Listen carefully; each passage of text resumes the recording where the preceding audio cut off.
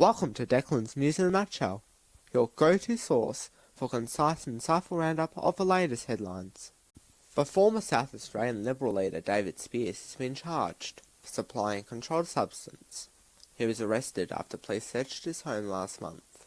Mr. Spearce says he will step down in the next parliamentary sitting.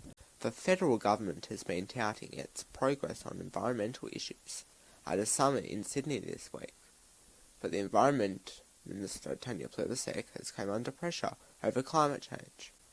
A Labor plan to create a new Environmental Protection Agency has so far been blocked in the Senate. This week, thousands of demonstrators around Australia staged protests on the anniversary of Hamas's deadly attacks in Israel on October 7 last year. As tensions in the Middle East increase, the protesters renewed calls for a ceasefire. There had been calls for Palestinian supporters to cancel protests on the day 1,200 Israelis were killed. A private company providing emergency medical transport has denied claims by a whistleblower that he was sacked for leaking a photograph of a rolled ambulance.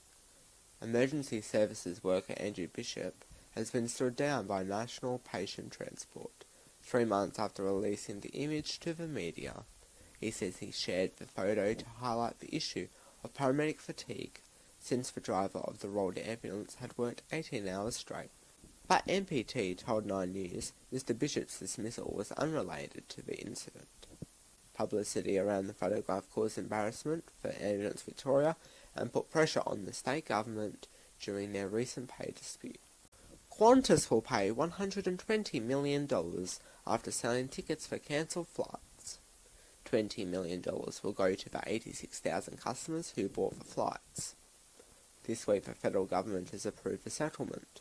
The $100 million penalty to the ACCC is the largest to be paid to Australia's consumer watchdog. That's a wrap for today's edition of Declan's News in a Nutshell.